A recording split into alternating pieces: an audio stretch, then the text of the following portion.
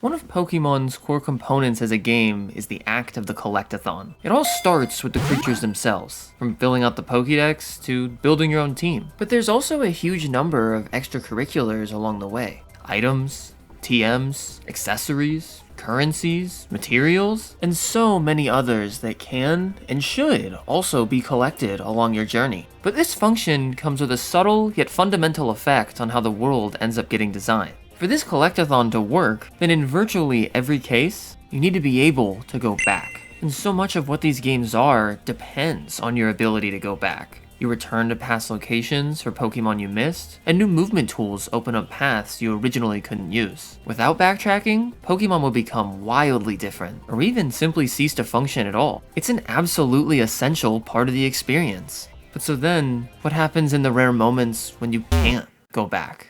Because it does happen. Every so often, a Pokemon game will send you somewhere that you can't return to. A temporary location, if you will. And then have to balance it against the rest of the game's unchanging and returnable region. It's definitely kind of a rare thing, but the impact these moments can have really makes them stand out against the rest of a game's story, and they can accomplish a lot through that function. First and foremost, these locations and their related events serve to create a function of time within a Pokemon game. The world moving and changing around you, almost like you're existing in a real place. I find that it's well demonstrated by the classic SS Anne encounter in Kanto. This is a required story beat like all the others. But as soon as you step foot back on that dock with the HM for cut in your bag, this boat and the adventures inside are gone for good. It's not some gigantic, pivotal moment in the game's story by any means, but there's a lot of set dressing surrounding the trip that's devoted to making it a changing and evolving moment in time. And so this exit ends up creating experience, despite it physically being something that's taken away. But let's head to the scene for ourselves and take a lap around Vermilion so we can actually see that work in practice. The place is first described by the researcher Bill as a party. Like, okay, so this is a special event.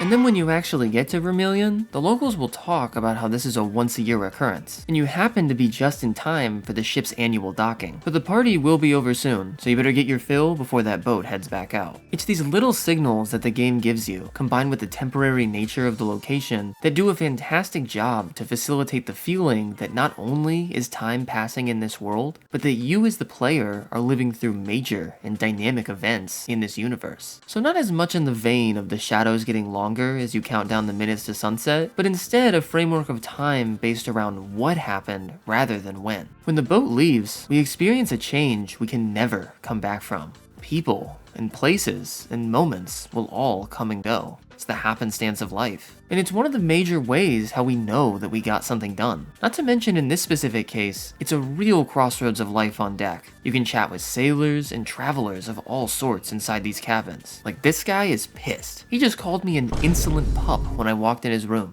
What the hell? This kind family yearns for the Safari Zone. What a dream. And this guy, well, anyways, it's all working together for this picture of a world in motion, and in titles with no in-game clocks, no less. And you end up with a really impactful experience coming out of something that's otherwise relatively plain. But when it comes to the notion of raw impact, the SS Anne is just the tip of the temporary location iceberg. Certain games will have a temporary location appear out of thin air in order to sell the action or tension of an incredible moment. And they offer up a once-per-game situation that puts you right in the heart of the action. You get a front row seat for a region's biggest changes the moment that they're happening. Lake Valor and Diamond and Pearl sells this feeling fantastically, as what is usually this peaceful pool of rippling waves buried in a forest's heart first shows up in gameplay as a scarred and jagged crater that was created in a violent explosion by Team Galactic. I find it stunning, honestly, because this is your very first encounter with the lake and it's in this obliterated state. The game seems to indicate that it wasn't supposed to be like this though, that this was a rug pull at the hands of an evil team who have been gradually ramping up their criminal activity. It wasn't supposed to be like this, but now it is. because there was a lot of hype along the way for the beauty and secrets that this lake could hold. You're shown one of its sisters in Lake Verity at the game's start, and from then on, the rumors just keep coming about the majesty and legend that these lakes are shrouded in. But when you finally actually make it to Valor, you get blocked off by these obnoxious folks. And even after some more story deliberation that directly involves the lake, you still get blocked off. I remember getting to this point in the game for the first time and being pissed. It felt like such a tease. Yeah, I couldn't go in the lake at first, but I just chased this grunt all the way here from Pastoria. He blew something up at the marsh, and now he's talking about how powerful this explosive they have is? That seems bad. But no, I guess we're doing something for Cynthia now? Yeah, whatever. Clearly not a pressing situation at all. You're ultimately made to move on, but surely soon this lake can actually be explored. And eventually, bam. The protagonist and their friends are on the other side of the country working with the professor on a plan to research the very lakes when it happens. The screen shakes, the text is booming, the people are scared. You've got all the set dressing and that built-up anticipation to really sell the moment. But then you actually see it. You presumably don't really even know what it looked like beforehand, but this is just devastating. These sort of charred-looking holes on the ground look so bad, like the earth itself is wounded and crying out. The flopping Magikarp everywhere are just depressing. I know they're supposed to be resilient, but they're just littered about the place, clinging to life in the remnants of their home. The whole scene is just so clearly wrong, and goes a long way to show how badly the Sinnoh region as a whole is spiraling at the hands of Team Galactic. It's the perfect scene to kick off the beginning of the story's endgame, because this makes the crisis just feel so real. Now of course it's all temporary. I haven't forgotten the title of the video or anything. Once everything gets sorted out at Spear Pillar in the story's climax, you can come back to a completely healed and rejuvenated lake. Not a misplaced Magikarp in sight. And so there's sort of a twofold payoff to the temporary nature of the cratered lake. For one, it goes above and beyond in being dynamic as a moment of intense and dramatic change. They don't just tell you that Team Galactic is being bad, you get to see the effects that they have on the landscape and this world right there as it's happening.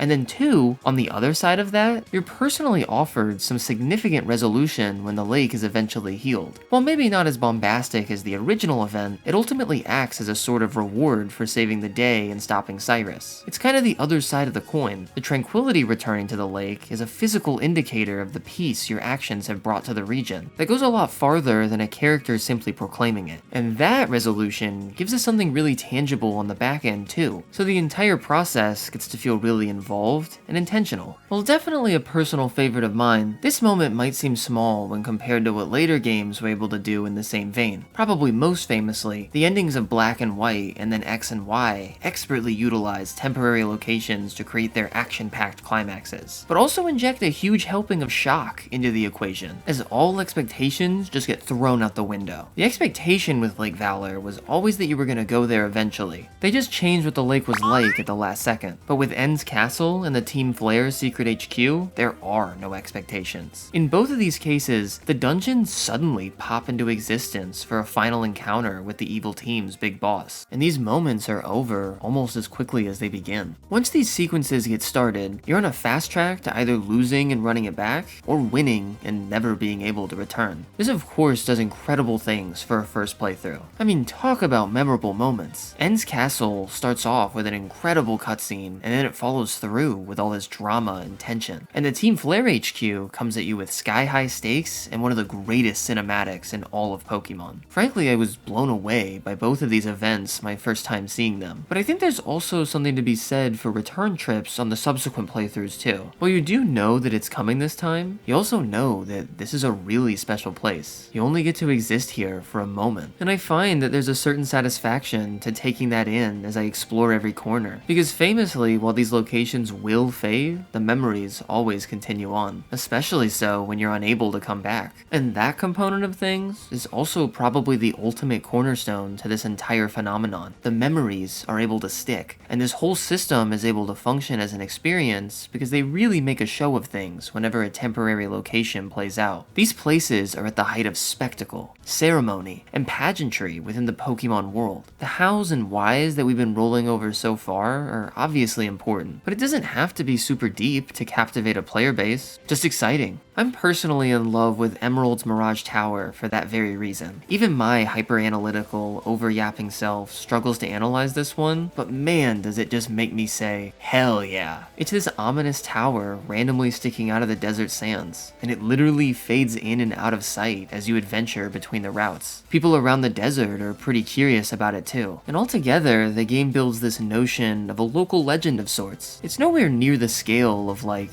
Rayquaza or any other region-spanning myth, but it's like a rumor you heard as a kid on the playground or in your neighborhood, and I really appreciate that attention to scope. The actual tower has quite a bit to offer for gameplay too. You get a splash of adventure and some puzzling on the way up, don't forget your mock bike by the way, and you're given a fossil Pokemon reward at the top, and then it all crumbles away right before your very eyes. It's just a moment of pure adventure. I've seen these things that people in universe would never believe.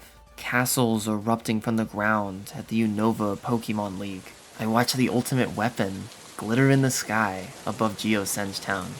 All those moments will be lost in time, like tears in rain.